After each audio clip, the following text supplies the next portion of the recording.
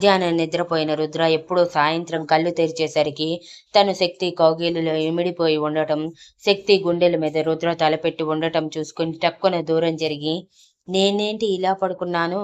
మళ్ళీ ఈ తింగర్ది ఏమైనా చేసిందా?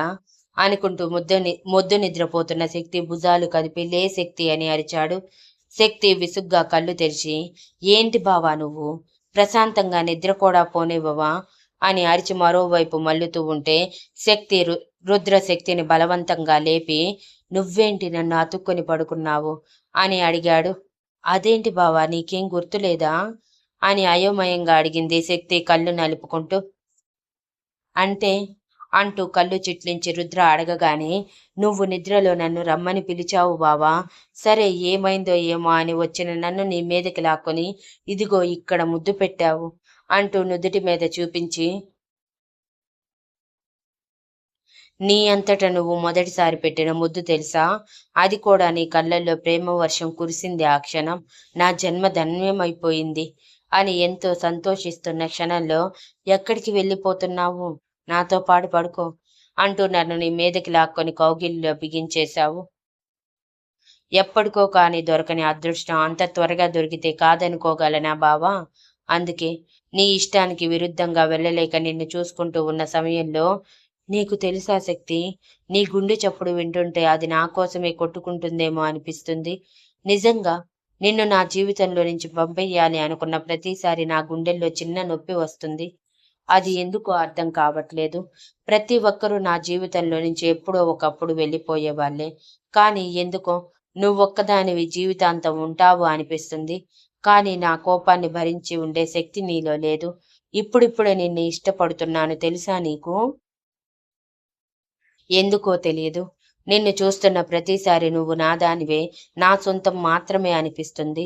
అందుకేనేమో నీ మీద ఎక్కువగా కోపంగా ఉండలేకపోతున్నాను. అలా అని పూర్తిగా దగ్గర కాలేకపోతున్నాను. ఏమో చూద్దాం. మన రిలేషన్ ఎంత దూరం వెళ్తుందో తెలియదు కదా! కానీ ఐ లైక్ యూ శక్తి అని చెప్పి నా గుండెల మీదకి చేరిపోయావు బావా! మొదట అది నిజమో కలో అర్థం కాలేదు. నిజంగా నిజమని అర్థమయ్యాక నా సంతోషం ఎంత ఎగిసిపడిందంటే చెప్పలేను.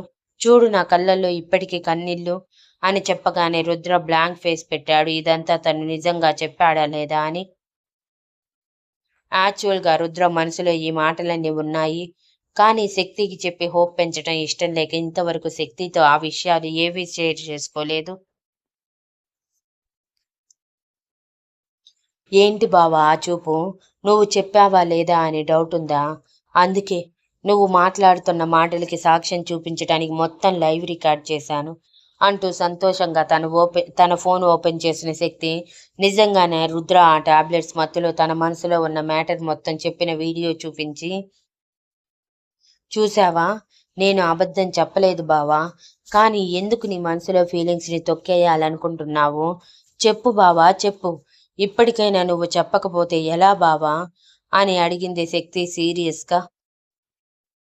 ఇదంతా అబద్ధం శక్తి. నేనేదో మత్తులో ఉండి చెప్పినట్టున్నాను అంతే. దీనికోసం నువ్వు ఏదేదో ఊహించుకోకు. నాకు నీ మీద అప్పుడు ఇప్పుడు ఒకటే ఫీలింగ్. నువ్వెప్పటికీ నా భార్యవి కాలేవు అన్న ఫీలింగ్. అంతే. హా! ఒప్పుకుంటాను. నీ కేరింగ్ చూసి కొంచెం ఇష్టం మొదలయ్యిందేమో. కానీ అది మొదట్లోనే తుంచేశాను. బికాజ్ నాకు నువ్వు నాకు సెట్ కావు శక్తి. నేను నీకంటే బెటర్ డిజర్వ్ చేస్తాను. అందుకే నువ్వంటే నాకు ఇష్టం లేదు అనగానే శక్తి ఆవేశంగా ముక్కు నుంచి వేడి పొగ వదులుతూ, ఏంటి ఏమన్నావు? నాకంటే బెటర్ డిజర్వ్ చేస్తావా? ఎక్కడి నుంచి డిజర్వ్ చేస్తావు? నీకు ఆ బ్రహ్మతాత రాసిపెట్టి ఉన్నాడు నాకు ఆ బ్రహ్మతాత రాసిపెట్టి ఉన్నాడు కాబట్టే ఎక్కడో ఉన్న నువ్వు, ఇంకెక్కడో ఉన్న నేను ఇలా పెళ్లి బంధంలో కలిశాము. ఇంకొకసారి ఈ మాటలంటే ఒప్పుకోను బావా. నాకు అర్థమవుతుంది నువ్వు ఇదంతా కావాలని చేస్తున్నావని. బట్ యువర్ కైండ్ ఇన్ఫర్మేషన్, నువ్వు నా మనసు ముక్కలు చేసినా సరే నేను నిన్ను వదల్లేను. అంత పిచ్చిదాన్ని నీ విషయంలో నేను. అర్థమైందా? కాబట్టి నోరు మూసుకొని నన్ను యాక్సెప్ట్ చేయి. హ్యాపీగా లైఫ్ లీడ్ చేసుకుందాము. నువ్వు, నేను, మన ఫ్యామిలీ. చూడు ఈ పదాలు ఎంత బాగున్నాయో. నీకింకా నచ్చుతాయి బావా. అర్థం చేసుకో. ఇలా మొండి పట్టు పట్టకు, నాకు నచ్చదు అని చెప్పి పైకి లేచిన శక్తి జుట్టు ముడి వేసుకుంటూ లేచి ఫేస్ వాష్ చేసుకుంటే నీకోసం సూప్ తెప్పిస్తాను. నైట్ టైం ఫుడ్ అరగకపోవచ్చు అని చెప్పి శక్తి మొహం కడుక్కోవటానికి వెళ్తే రుద్ర వెళ్తున్న శక్తి వైపే చూస్తూ ఈ పిల్లకి కొంచెం కూడా బ్రెయిన్ లేదు. అందుకే వద్దుంటున్న వాడిని కావాలనుకుంటుంది. ఏదో ఒక రోజు చాలా పెద్ద మిస్టేక్ చేశానని అనుకుంటుంది కదా, అప్పుడు తెలుస్తుంది అనవసరంగా ఇలాంటి బండరాయిని ప్రేమించానని అని భుజాలు ఎగరేసి సైలెంట్గా లేచి నిలబడ్డాడు. కానీ శరీరం మీద ఇంకా పట్టు పూర్తిగా రాకపోవటంతో తల తిరిగినట్టయి బెడ్ మీద కూర్చొని ఎప్పుడు లేనిది ఏంటి ఇంత వీక్ అయిపోయాను, ఛా, అనవసరంగా ఇంత దూరం వచ్చాను. ఇంటి దగ్గర ఉండుంటే ఇవన్నీ ఉండేవి కావు. ప్రశాంతంగా నా పనిలో నేను పడిపోయి ఏ ఆలోచనలు లేకుండా ఉండేవాడిని అని అనుకున్నాడు అసహనంగా. డిన్నర్ తర్వాత ఈషిత తన రూంలోకి వెళ్తుంటే నాతో పాటు పడుకుంటావా ప్రిన్సెస్ అని అడిగాడు ఇవాన్. ఈషిత ఒంటరిగా బాధపడటం ఇష్టం లేక. ఏమైంది డాడీ, ఈరోజు మీరు కొత్తగా బిహేవ్ చేస్తున్నారు అని అడిగింది ఈషిత అయోమయంగా. ఏమీ లేదురా ప్రిన్సెస్, ఎందుకో ఈరోజు నిన్ను నాతో పాటు పెట్టుకోవాలనిపిస్తుంది. ఏం, నాతో పాటు నిద్రపోవా నువ్వు అని అడిగాడు మొహం చిన్నగా చేసి. చచా డాడా, అవేం మాటలు, పద వస్తాను అని అంటే వెనకే ఉన్న ఇష్వాన్ అంతే, కూతురు బంగారం అయితే కొడుకు వెండైపోతాడు, అందుకే బంగారాన్ని లాక్కెళ్తే వెండిని మాత్రం వదిలేశారు అని నిష్ఠూరంగా చెప్పి, సరేలే, ఇది నాకెప్పుడు ఉండేదే కదా అని అనగానే ఇష్వాన్ వెనకే ఉన్న ఇషిక ఇష్వాన్ తల మీద ముట్టి, అల్లరి ఎక్కువవుతుంది ఈ మధ్య, పద నువ్వు కూడా మాతో పాటు పడుకుందువు అని అంది. నాకు తెలుసు మమ్మీ, నేను నీ ఫేవరెట్ కొడుకునని, అందుకే కదా నువ్వు అక్క కంటే నన్నే ఎక్కువ చూసుకుంటావు. ఐ లవ్ యూ మమ్మీ అంటూ ఇష్వాన్ ఇష్క బుగ్గలు లాగేసి, 5 మినిట్స్ మమ్మీ, వచ్చేస్తాను అని తన రూంలోకి పరుగున వెళ్ళి బాల్కనీలోకి వెళ్ళేసరికి ప్రజ్ఞ ఇష్వాన్ కోసమే చూస్తున్నట్టు బాల్కనీలో ఉన్న చైర్లో కూర్చొని గోర్లు కొరికేస్తూ ఉంది టెన్షన్గా. ఏయ్ చిన్ను, ఈరోజు నాకు రాను కుదరదు, కానీ వెళ్ళి ప్రశాంతంగా పడుకోపో, రేపు ఎక్కడికి వెళ్ళాలనేది ప్లాన్ చేసుకుందాము, ఓకేనా అని అనగానే ప్రజ్ఞ మొహం చిన్నగా చేసి, ఏమైంది బావా, ఎందుకు రావు ఈరోజు, డైలీ ఈ టైం కల్లా వచ్చేసి వెళ్ళిపోయేవాడివి కదా, నీకోసం ఎంతసేపటి నుంచి ఎదురు చూస్తున్నానో తెలుసా, ఇంతకీ అత్త మావయ్య ఏమన్నారు నిన్ను, ఏమీ అనలేదు కదా బావా అని అడిగింది. నన్నేమంటారే, నన్ను మమ్మీ డాడీ ఏమీ అనరు, కానీ నేను మమ్మీ డాడీ అక్కతో పాటు పడుకుంటున్నాను, అందుకే ఈరోజు రాను కుదరదు, నువ్వు కూడా కావాలంటే మీ మమ్మీ డాడీ మధ్యలో పడుకో, బాయ్, గుడ్ నైట్ అని చెప్పి ఫ్లయింగ్ కిస్ ఇచ్చి వెళ్ళిపోతే ప్రజ్ఞ నవ్వుకుంటూ ఇష్వాన్ చెప్పినట్టు తన తల్లిదండ్రుల మధ్య పడుకోవటానికి వెళ్ళిపోయింది. తను కూడా ఇష్వాన్లా పేరెంట్స్ లవ్ని ఫీల్ అవ్వటానికి. ఇక ఇష్వాన్ తిరిగి ఇవాన్ రూంలోకి వెళ్ళేసరికి ఇషిక బెడ్ మొత్తం సర్దేసి నలుగురికి సరిపోయేలా పిల్లోస్ కూడా సెట్ చేసి, ఆల్రెడీ ఇషిత ఇవాన్ ఒక పక్కన పడుకొని ఉంటే ఇషిక మరో సైడ్ చివరన పడుకొని తనకి ఇషితకి మధ్యలో ఇష్వాన్ కోసం ప్లేస్ ఖాళీ చేసింది. ఇష్వాన్ రావటమే మమ్మీ అంటూ ఇషికకి మధ్యలో దూరి, ఇప్పుడు చెప్పు మమ్మీ, నేనింకా నీకు చిన్నపిల్లాడినా కనిపిస్తున్నానా, చూడు నేను నీకంటే హైట్ ఉన్నాను అని తన హైట్ చూపిస్తూ, ఈవెన్ అక్క కంటే కూడా నేనే హైట్ అని నాలుక బయట పెట్టి వెక్కిరించాడు ఇష్వాన్. ఇషిత చిరుకోపంగా ఇష్వాన్ భుజం మీద కొట్టి, ఆపరాని ఎల్లరి, పడుకోవా నువ్వు అని అంటే ఇవాన్ నవ్వుతూ విష్ణుమూర్తి ఫోజులో పడుకొని వాళ్ళ వైపు చూస్తూ ఉన్నాడు. ఇంతలో ఇష్వాన్ ఫోన్ రింగ్ అయ్యింది మోక్షిత్ దగ్గర నుంచి. నెంబర్ చూడటమే ఇష్వాన్ కళ్ళు చిట్లించి, అక్క, బావ నాకెందుకు ఫోన్ చేస్తున్నాడు, నీ ఫోన్కి కదా చేయాల్సింది, ఈ బామర్ది ఎక్కువగా గుర్తొచ్చాడా ఏంటి అని అడిగితే ఇషిత గబగబా ఇష్వాన్ ఫోన్ లాక్కొని, నోరు మూసుకొని పడుకో అంటూ ఫోన్ లిఫ్ట్ చేసి, గుడ్ నైట్ మోక్ష్ అని ఒక మాట చెప్పి ఫోన్ కట్ చేసి ఆ ఫోన్ని ఫ్లైట్ మోడ్లో పెట్టేసి పక్కన పడేశాక, ఈరోజు మనడేరా, మనం ఇష్టం వచ్చినట్టు డాడీ మమ్మీతో టైం స్పెండ్ చేయాలి కానీ ఇలా ఫోన్స్ మధ్య ఉండకూడదు అని ఇష్వాన్ ఇషిత వైపు అనుమానంగా చూస్తూ ఉంటే చిరుకోపంగా చెప్పి ఇవాన్ వైపు తిరిగి ఇవాన్ గుండెల్లో మొహం దాస్తే ఇవాన్ ఇషిత వెన్ను తడుతూ డోంట్ వరీ ప్రిన్సెస్, నేనున్నాను కదా, అన్నీ నేను చూసుకుంటాను. కానీ నువ్విలా డల్ అయితే నేను చూడలేనురా. నీకు ఏది కావాలంటే అది చేస్తాను. కానీ ఇలా మాత్రం ఉండకు అని అన్నాడు ఇషితకి మాత్రమే వినిపించేలా.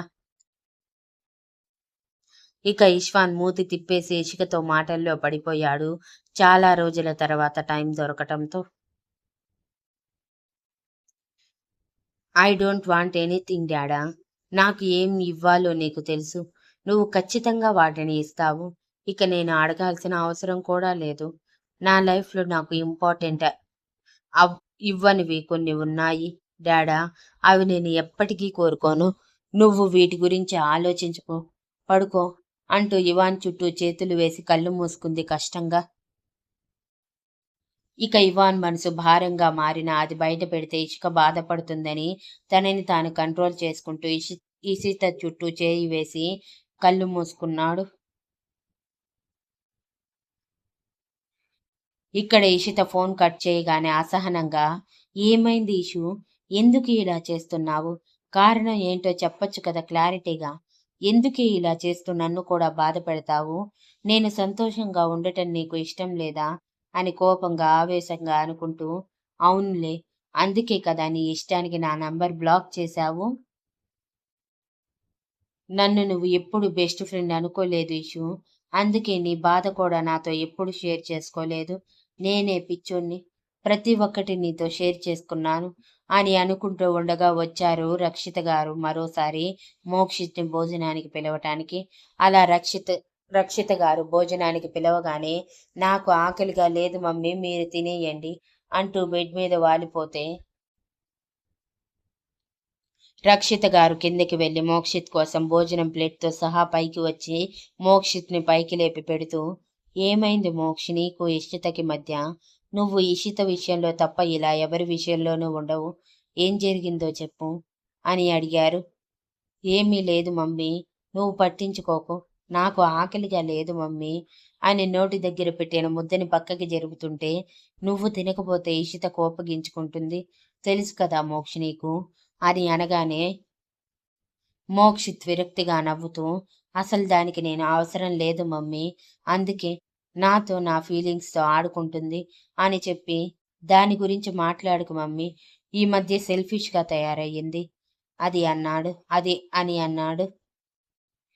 మోక్షిత్ మాటల్లో బాధ గ్రహించిన రక్షిత గారు, ఏమైంది మోక్ష్, నాతో చెప్పొచ్చు కదా, నేను ఇషిత తర్వాత నీ బెస్ట్ ఫ్రెండ్ని కదా అని అడిగితే, అది నా నంబర్ బ్లాక్ చేసింది మమ్మీ, దానికి ఎంత ధైర్యం నాతో మాట్లాడదంట, ఇకపై కలవదంట, అసలు కనీసం చూడదంట, అలా ఎలా మాట్లాడుతుంది మమ్మీ, నేనేం తప్పు చేశానో నాకు చెప్పాలి కదా, కనీసం ఇది చేశాను అని కూడా చెప్పలేదు తెలుసా, నన్ను ఒంటరిగా వదిలేసి వెళ్ళిపోయింది, నాకు చాలా కోపం వస్తుంది మమ్మీ.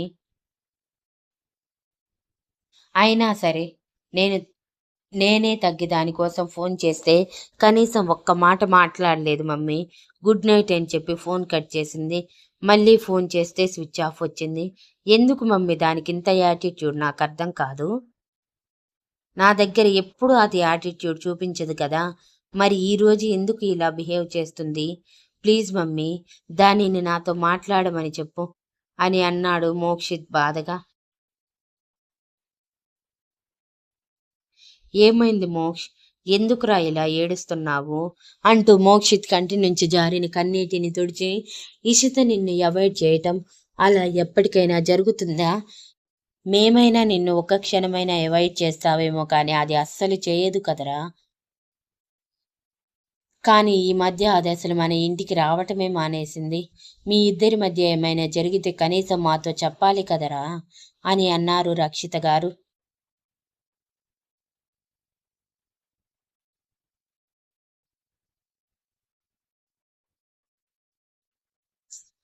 ఎప్పుడూ లేనిది ఏంటి ఇంత వీక్ అయిపోయాను. చా, అనవసరంగా ఇంత దూరం వచ్చాను. ఇంటి దగ్గర ఉండుంటే ఇవన్నీ ఉండేవి కావు. ప్రశాంతంగా నా పనిలో నేను పడిపోయి ఏ ఆలోచన లేకుండా ఉండేవాడిని అని అనుకున్నాడు అసహనంగా. ఇంతలో మొహం తుడుచుకుంటూ బయటికి వచ్చిన శక్తి, వెళ్ళు బావా, వెళ్ళి మొహం కడుక్కుని రాపో అని అక్కడే ఉన్న ల్యాండ్లైన్ నుంచి రెస్టారెంట్కి కాల్ చేసి రుద్రకి సూప్, తనకి కాఫీ ఆర్డర్ ఇచ్చి సైలెంట్గా మ్యాగజైన్ తిరిగేయటానికి సోఫాలో కూర్చుంటే రుద్ర అలానే కష్టంగా వెళ్ళి మొహం కడుక్కొని బయటికి వచ్చాక కొంచెం ఫ్రీగా అనిపించటంతో నేను స్నానం చేసి వస్తాను అని అన్నాడు. ముందు రోజు నైట్ చేసింది తప్ప ఇంతవరకు స్నానం చేయకపోవటంతో ఇరిటేటింగ్గా అనిపించి, ఇప్పుడు అదే తక్కువ. నువ్వు కానీ స్నానం చేస్తే ఉన్న జ్వరం పెరిగి మరోసారి నైట్ అంతా నన్ను మేలుకునేలా చేస్తావు బావా అని వెటకారంగా చెప్పి, జ్వరం తగ్గేంత వరకు స్నానం చేయకు బావా, కనీసం ఒక 2 రోజులైనా ఆగు. కావాలంటే నేను నీకు స్పాంజ్ బాత్ చేయిస్తాను, చేయించుకుంటావా అని అడిగింది అల్లరిగా.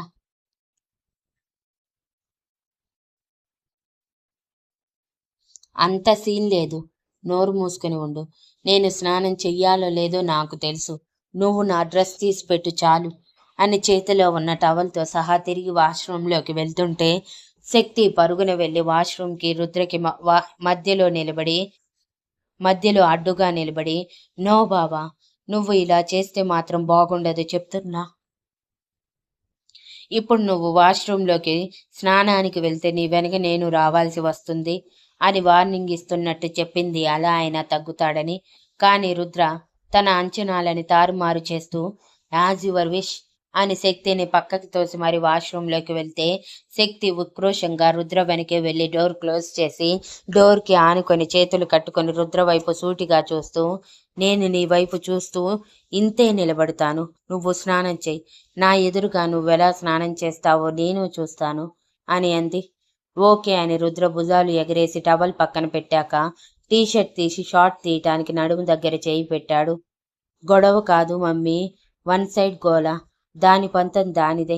నేను చెప్పేది అర్థం చేసుకోదు. ఏదైనా చెప్పినా సరే ఒప్పుకోదు. ఈరోజు ఓవర్గా రియాక్ట్ అయ్యింది అని అంటూ ఇషిత బిహేవియర్ గురించి చెప్పి, అది నాతో ఎందుకు గొడవ పడిందో కూడా అర్థం కాలేదు మమ్మీ అని అన్నాడు. ఇద్దరి మధ్య ఏదో జరిగిందని, అది తన దగ్గర దాస్తున్నారని ఈజీగా అర్థం చేసుకున్న రక్షిత గారు, సరే నేను రేపు తనని మన ఇంటికి పిలుస్తాను, నువ్వు కూడా ఇంట్లోనే ఉండు. నేను తనతో మాట్లాడుతాను, తన మనసులో ఏముందో తెలుసుకుంటాను, సరేనా? ఇప్పుడైతే తినరా, నీ ఆకలి తీరకుండా నేను ఎలా తినగలను చెప్పు అంటూ బుజ్జగించి తినిపించిన రక్షిత్ గారు మోక్షిత్కి పెట్టేసి బయటికి వచ్చేశాక ఈషితకి ఫోన్ చేస్తే స్విచ్ ఆఫ్ రావటంతో మెసేజ్ చేశారు, రేపొకసారి ఇంటికి రా ఇషు, నీతో మాట్లాడాలి అని. తర్వాత రోజు ఉదయం నిద్రలేచిన ఈషిత ఇంకా నిద్ర లేవని ఇవాన్ని చూసి మనసంతా కొంచెం ప్రశాంతంగా మారటంతో, నీ దగ్గర మ్యాజిక్ ఉంది డాడా. నిజంగా నన్ను, నా మనసుని ఇలా ఎవరూ అర్థం చేసుకోలేరు. కానీ డాడా, నా కోసం నువ్వు ఎవరి ముందు చేయి చాచకు. అది నాకు ఏమాత్రం ఇష్టం లేదు. ఒకవేళ నువ్వు నా కోసం తగ్గినా అలా వచ్చింది ఏదీ నాకు సంతోషాన్ని ఇవ్వదు డాడా అని చిన్నగా చెప్పి అక్కడి నుంచి లేచి వెళ్ళిపోగానే ఇవాన్ కళ్ళు తెరిచి మనసులో, అందుకేరా నీకు ఇష్టమైన మోక్షిత్ని కూడా మనస్ఫూర్తిగా నీకోసం అడగలేకపోతున్నాను. నీది నాది ఒకే మెంటాలిటీ అని నాకు తెలుసు. మోక్షిత్ తనంతటి తానుగా నీ దగ్గరికి వచ్చి వాడి ప్రేమని ఒప్పుకుంటే తప్ప నువ్వు తగ్గవు. వాడు రాడు, ఇద్దరికిద్దరు సరిపోయారు. నిజంగా వాడు నీ ప్రేమని ఒప్పుకున్నాక ఈ అల్లుడి హోదా ఇవ్వగలనేమో, కానీ ఇన్ని సంవత్సరాలు నిన్ను బాధ పెట్టినందుకు ఖచ్చితంగా రివెంజ్ మాత్రం తీర్చుకుంటానురా అని కోపంగా అనుకున్నాడు. ఇక పక్కకి తిరిగి చూసిన ఇవాన్కి తల్లి మీద కాలు చెయ్యి వేసి అతుక్కొని పడుకొని ఉన్న ఇష్వాన్ని చూడగానే పెదవుల మీద ఆటోమేటిక్గా చిరునవ్వు చేరి, నీ అన్న కూడా నీతో పాటు పెరుగుంటే ఇలానే ఉండేవాడు. కానీ నా పొరపాటు వల్ల వాడిని వాడు ఒక రాయిలా మార్చుకొని ఏ ఎమోషన్ లేకుండా, నిజం చెప్పాలంటే అసలు వాడి గురించి వాడు పూర్తిగా మర్చిపోయి వాడి చెల్లి కోసమే బ్రతుకుతున్నాడు. శక్తి ఏమైనా మారుస్తుందేమో చూడాలి అని ఒక నిట్టూర్పు విడిచి ఫ్రెష్ అవ్వటానికి వాష్రూంలోకి వెళ్ళిపోయాడు. చాలా రోజుల తర్వాత ఇషిక మాత్రం ఉదయాన్నే 5ంటికి లేచేది కాస్త కొడుకుతో మనసారా మాట్లాడుకుని అర్ధరాత్రికి నిద్రపోవటంతో నిద్ర లేవలేదు. ఇక ఇష్వాన్ సంగతి సరే సరి. ఆ రోజు కాలేజ్ కూడా లేకపోవటంతో బద్ధకం ఒంటి మీద నాట్యం చేస్తుంటే లేవబుద్ధి కాక మెలకువ వచ్చినా లేవకుండా తల్లి మెడవంపుల్లో మొహం పెట్టి చిన్నపిల్లాడినా మరోసారి నిద్రపోయాడు. ఇక రూమ్లోకి వెళ్ళిన ఇషిత ఫ్రెష్ అయ్యి ఫోన్ ఆన్ చేయగానే ఆ ఫోన్కి దాదాపు 100 మిస్డ్ కాల్స్తో పాటు మరో 200 మెసేజెస్ మోక్షిత్ నుంచి వస్తే 50 మెసేజెస్ రకరకాల గ్రూప్స్ నుంచి, ఇంకొన్ని కాంటాక్ట్స్ నుంచి వచ్చాయి. లాస్ట్ మెసేజ్ మాత్రం రక్షిత్ గారి నుంచి ఇంటికి రమ్మని ఉండటంతో కళ్ళు చిన్నవి చేసి, వీడు ఆంటీ దగ్గర అంతా చెప్పేశాడా లేదంటే నార్మల్గా పిలుస్తున్నారా ఆంటీ అని అనుకొని రక్షిత గారి నుంచి కాల్ కూడా ఉండటంతో రిటర్న్ కాల్ చేసింది హెయిర్ డ్రైయర్తో హెయిర్ ఆరబెట్టుకుంటూనే. ఇక్కడ కిచెన్లో వంట చేస్తున్న రక్షిత గారు ఇషిత నుంచి కాల్ రావటమే వెంటనే లిఫ్ట్ చేసి, హలో ఇషు అనగానే, హలో ఆంటీ, బాగున్నారా? నిన్న నైట్ కాల్ చేసినట్టున్నారు, ఎనీథింగ్ సీరియస్ అని అడిగింది తన కంగారుని కప్పిపుచ్చుకుంటూ. అలాంటిదేమీ లేదురా ఇషు, చాలా రోజులవుతుంది నీతో మాట్లాడి. నువ్వేమో ఇంటివైపు రావటం మానేశావు. అసలేమైందిరా ఈ మధ్య? నన్ను, మీ అంకుల్ని మర్చిపోయావా? నీకోసం ఇక్కడ ఇద్దరు ఎదురు చూస్తున్నారన్న విషయం గుర్తుకు లేదా? నేను ఫోన్ చేసే వరకు కూడా నీకు నేను గుర్తుకు రాలేదు, అందుకే ఫోన్ కూడా చేయటం లేదు అని బొంగమూతి పెట్టుకొని అలకగా అన్నారు. చచ, అలాంటిదేమీ లేదు ఆంటీ, చాలా బిజీ అయిపోయాను. తెలుసు కదా మీకు, డిజైనింగ్ ప్రాక్టీస్లో ఉన్నానని నేను. అందులో పర్ఫెక్ట్ అయితే డాడీ నాతో ఒక డిజైన్ చేయించి అది ఎగ్జిబిట్ చేయాలని చూస్తున్నారు. ఇప్పుడప్పుడే డిజైనింగ్లో ఏబీసీడీలు రాస్తున్నాను. అది పర్ఫెక్ట్ అవ్వాలంటే నా టోటల్ టైం అందులోనే పెట్టేస్తూ అందరి గురించి వదిలేశాను ఆంటీ. అంతే తప్ప మిమ్మల్ని మర్చిపోవటం కాదు అని చిరునవ్వుతో అంది ఇషిత. మోక్షిత్ ఏమీ చెప్పలేదని ఆవిడ మాటల ద్వారా అర్థం చేసుకుని. అది కూడా నిజమేలే. కానీ ఇషు, ఈరోజు ఇంటికి వస్తావా? నీతో చాలా మాట్లాడాలి. పైగా నీ సెలక్షన్ కూడా బాగుంటుంది. ఈరోజు ఇంటికి జ్యువెలరీ వాళ్ళని పిలిచాను. మంచి జ్యువెలరీ సెలెక్ట్ చేసుకోవాలి. త్వరలో చిన్న పూజ ఉంది మా ఇంట్లో, దానికోసం అని అనగానే ఇషిత టెన్షన్గా, నేను అవసరమా ఆంటీ? కావాలంటే ఫొటోస్ పెట్టండి, నేను సెలెక్ట్ చేస్తాను అంటే రక్షిత్ గారు బాధగా, అదేంటిరా అలా అంటావు? నా కోసం ఒక్కరోజు కూడా టైం తీసుకోలేవా? మీ డాడీని అడగమంటావా అని అడిగారు. వద్దొద్దు ఆంటీ, నేనే రావాలి కదా, వస్తాను. ప్లీజ్ మీరు డాడా వరకు వెళ్ళకండి అని చెప్పి, కానీ ఇప్పుడే కాదు ఆంటీ, 11-11:30 ఆ టైంలో వస్తాను అనగానే, అలాగేరా, జ్యువెలరీ షాప్ వాడు కూడా 11:30కి వస్తానన్నాడు. టైం సెట్ అవుతుంది. త్వరగా రా, నీ కోసం ఎదురు చూస్తూ ఉంటాను అని నీ ఫేవరెట్ చికెన్ బిర్యానీ చేస్తాను అని చెప్పి ఫోన్ కట్ చేసి రక్షిత్ గారు వెనక్కి తిరిగేసరికి మోక్షిత్ కళ్ళల్లో మెరుపుతో ఆవిడ వైపే చూస్తూ, ఇషిత వస్తానందా అని అడిగాడు. హా, వస్తానంది. ఇప్పటికైనా ఇదిగో ఈ కాఫీ తాగు అని ఫ్రెష్ అయి వచ్చిన మోక్షిత్ని చిరునవ్వుతో చూసి కాఫీ కప్ ఇవ్వకుండా, తప్పకుండా మమ్మీ అంటూ మోక్షిత్ సంతోషంగా కాఫీ తాగుతూ, ఎన్నింటికి వస్తానంది? ఎప్పుడు వస్తానంది? ఎలా వస్తానంది? ఏం చెప్పి ఒప్పించావు మమ్మీ దానిని అని ఒకటే క్వశ్చన్స్ వేస్తుంటే రక్షిత గారి చిరుకోపంగా మోక్షిత్ తల మీద మొట్టి, ఇదంతా నీకు అనవసరం. నీకు కావాల్సింది ఇషిత మనసులో మాటలు. అవి నేను చెప్పిస్తాను అన్నాను కదా. నోరు మూసుకొని నువ్వు వెళ్తే నేను పని చూసుకుంటాను అని చిరుకోపంగా చెప్పి ఆవిడ టిఫిన్ చేయటంలో పడిపోయారు. Thank you for listening. And please like, share, comment and subscribe.